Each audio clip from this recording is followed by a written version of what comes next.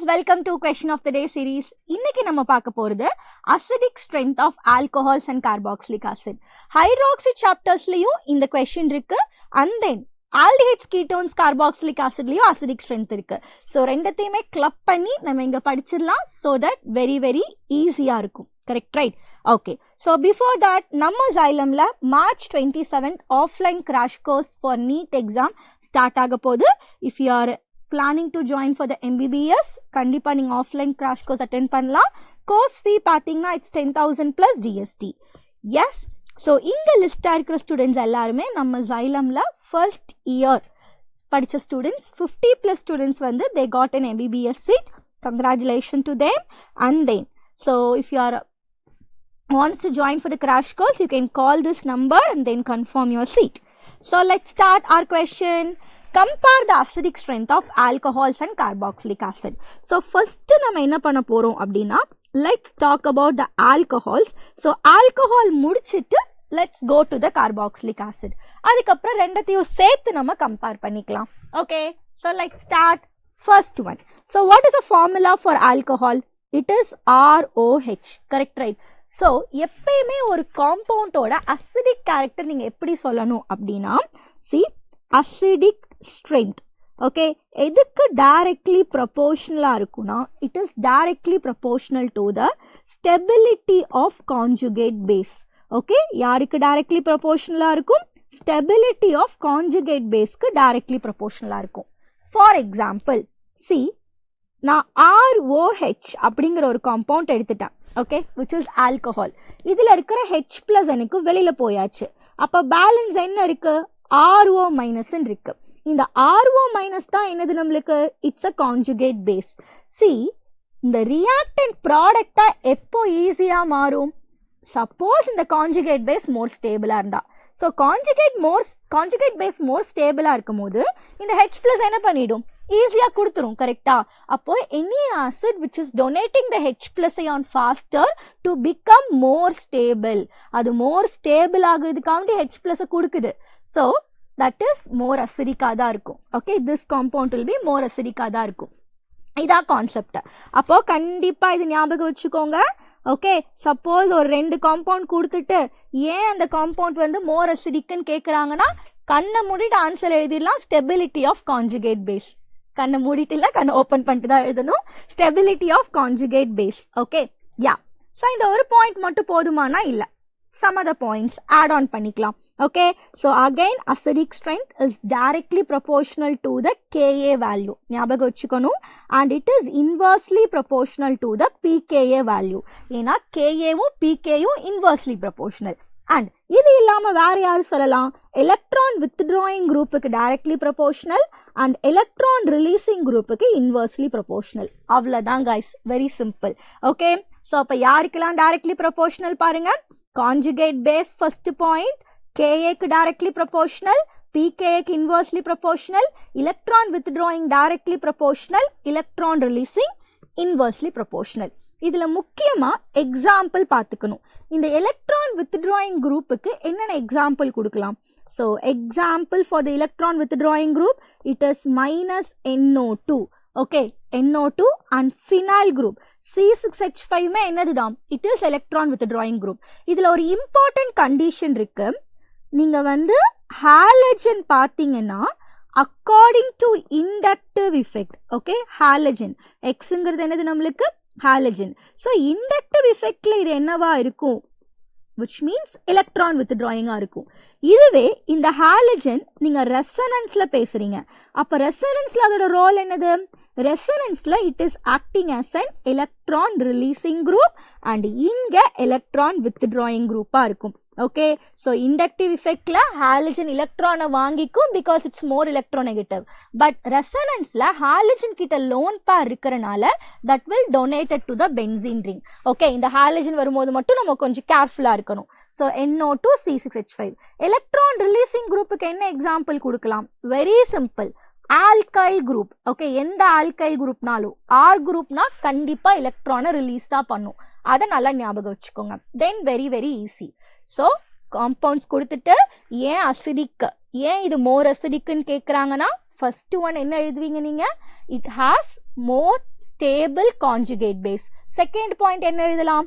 It has more Ka value or else less pKa value or else electron withdrawing group இருக்கு. இங்க என்னென்ன points எல்லாம் applicable ஆகுமோ அது எல்லாமே நீங்க எழுதலாம். Okay, yes. இப்போ அகைன் ஒரு எக்ஸாம்பிள் கொடுத்துடணும்ல நம்ம. என்ன எக்ஸாம்பிள் கொடுக்கலான்னு பாருங்க. Primary alcohol, secondary alcohol, tertiary alcohol, இப்படி எக்ஸாம்பிள் எடுத்திருக்கீங்க. இதுல யார் தான் மோர் அசிடிக்? Primary alcohol. எதனால நம்ம சொல்லணும்ல? Let's come to the example. So primary ஆல்கஹாலுக்கு என்ன எக்ஸாம்பிள் எடுத்துக்கலாம்? CH3 CH2OH is primary alcohol. What is secondary alcohol? CH3 CH CH3 is secondary alcohol. Tertiary alcohol யாரு? CH3 CH3 CH3OH. This is tertiary alcohol. So primary alcohol தான் more acidic ன்னு சொல்லிட்டோம். அதுக்கு காரணம் என்ன? Because tertiary alcohol contains 3R group. இது ஒரு electron releasing group, இது ஒரு electron releasing group, அப்போ இது ஒரு electron releasing group. அங்க 3 electron releasing group இருக்கு. Correct, right? Including this கார்பனும் இருக்கு. Correct, right? எல்லாமே electron releasing group தான். அப்போ எலக்ட்ரான் ரிலீசிங் குரூப் இருந்தா நம்ம என்ன படிச்சிருக்கோம்? அசிடிக் ஸ்ட்ரென்த் கம்மி ஆகும். அப்ப நீங்க என்ன क्वेश्चन கொடுக்கலாம்? why tertiary alcohol is less acidic அப்படிን क्वेश्चन கேக்குறாங்க. you can write it as tertiary alcohol is less acidic, it's because that more alkyl groups. அவ்வளவுதான். very simple. so alkyl groups ஜாஸ்தியா இருக்கறனால it is less acidic, not more acidic, less acidic. okay, yes. இங்க பாருங்க, ஒரே ஒரு மீத்தால் group or else ரெண்டு carbon தான் இருக்கு. இங்க 4 carbon atoms இருக்கு. அவ்வளவுதான். hope it's clear guys. then I'll go for one more example. இப்போ CH3 CH NO2 OH ன்னு ஒன்னு இருக்கு. and then CH3 CH CH3 OH ன்னு இருக்கு. ஓகே, இந்த காம்பவுண்ட்ல யாரு மோர் அசிடிக்னு கேக்குறாங்க. என்ன சொல்லிடலாம்? this one is more acidic. என்ன காரணம்? because electron withdrawing group இருக்கு. electron withdrawing group இருந்தா கண்டிப்பா அங்க இருக்கிற conjugate base more stable. conjugate base is more stable-ங்கற வேர்டை எழுதணும். okay, keep it in mind. okay, next electron withdrawing group. அவ்வளவுதான். electron withdrawing group இருந்தா அங்க இருக்கிற H+ ஈஸியா வெளியில போயிடும். hope it's clear. so I am coming to the next one. so next யார் இருக்கா? let's come to the phenol. C6H5OH இருக்கு உங்ககிட்ட. ஓகே, அண்ட் தென் ஆல்கஹால் இருக்கு. ஸோ இவங்க ரெண்டு பேர்ல கம்பேர் பண்றீங்கன்னா யாருக்கு தான் அசிடிக் கேரக்டர் ஜாஸ்தி? It is one of the important question. ஃபீனாலுக்கு தான் ஜாஸ்தி. ஏன் ஃபீனாலுக்கு ஜாஸ்தி? பிகாஸ் நம்ம என்ன சொல்லியிருக்கோம்? இந்த C6H5 group is electron withdrawing குரூப்னு சொல்லியிருக்கோம். கரெக்டா? அப்போ benzene ring connected to the OH இருக்கு. நல்லா கவனிச்சுக்கோங்க. இன்னொரு பாயிண்ட் சொல்றேன், ஏன்னா இந்த பாயிண்ட்டை பேஸ் பண்ணி எழுதணும். ஒன்னு எலக்ட்ரான் வித்ட்ராயிங் குரூப்னு சொல்லிடுங்க. C6H5 group is electron withdrawing. அடுத்து பாருங்க, ஸோ எனக்கு H+ ரிலீஸ் பண்ணிட்டு it is forming in C6H5O- and H+. இவங்க யாரு? Conjugate base. இந்த கான்ஜுகேட் பேஸோட பேர் என்ன? It is called as phenoxide. நம்ம நிறைய இடத்துல படிச்சிருப்போம். இந்த கோல்ப்ஸ் ரியாக்ஷன், சோடியம் ஃபீனாக்சைடு அதெல்லாம் படிச்சிருக்கோம். கரெக்டா? இந்த ஃபீனாக்சைடு அயான் பார்த்தீங்கன்னா this is more stable. எதனால இது more stable? due to resonance. அவ்வளவுதான். why phenol is more acidic? so phenol after releasing H+ ion it is forming a phenoxide ion. அந்த phenoxide ion வந்து ரொம்ப ஸ்டேபிளா இருக்கும். காரணம் அங்க ரெசனன்ஸ் இருக்கு. ரெசனன்ஸ் இருந்தாலே ஸ்டெபிலிட்டி இன்க்ரீஸ் ஆகும் தானே நம்ம படிச்சிருக்கோம். Right? Okay, so that's all. moving to the next one. just a second. now இப்போ ஃபீனால் பார்த்தாச்சு. What about the alkoxide? Because ROH இருக்கு, H+ கொடுத்ததுக்கு அப்புறம் இங்க என்ன ஃபார்ம் ஆகுது?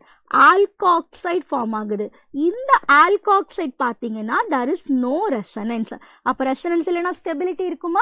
ஸ்டெபிலிட்டி கம்மியா இருக்கும். அதனால தான் phenol is more acidic than the alcohol. So alcohol part முடிச்சாச்சு. நெக்ஸ்ட் யார் இருக்கா? Carboxylic acid.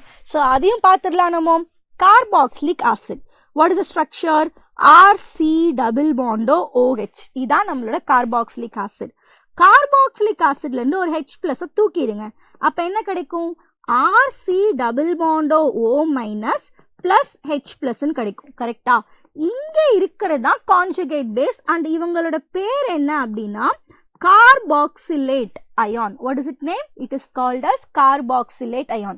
In the carboxylate ion, again, it is a more stable. என்ன காரணம்? Again, it's because of the resonance.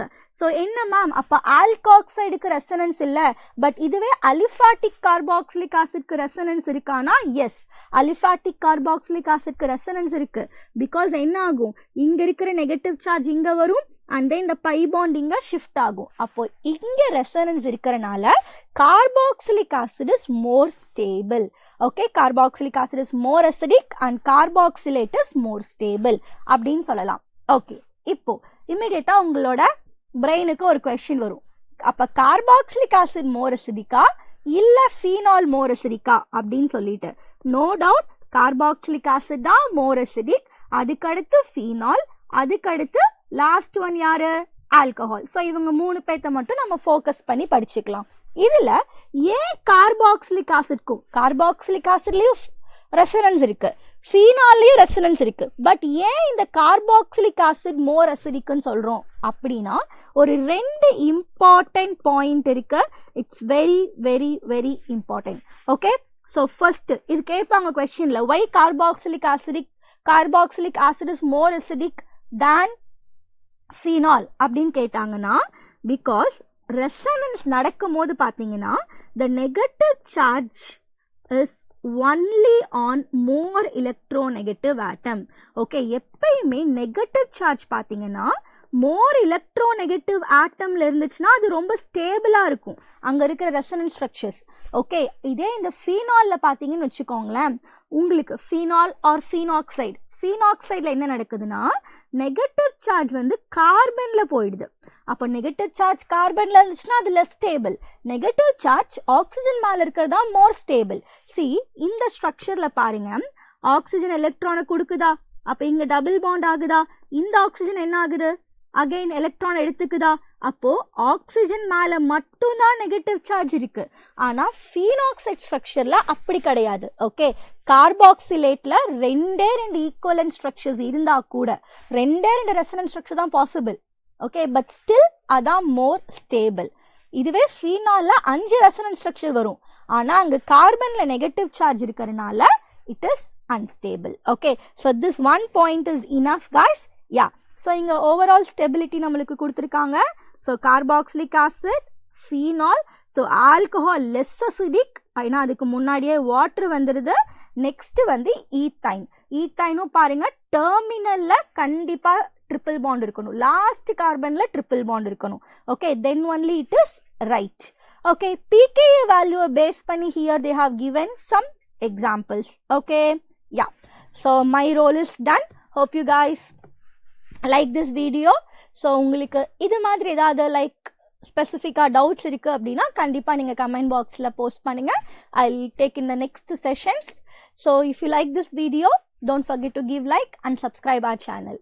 So நம்ம next question of the day meet பண்ணலாம். So கண்டிப்பாக இந்த கொஸ்டினுக்கு ஆன்சர் பண்ண மறக்கக்கூடாது. Okay, bye bye.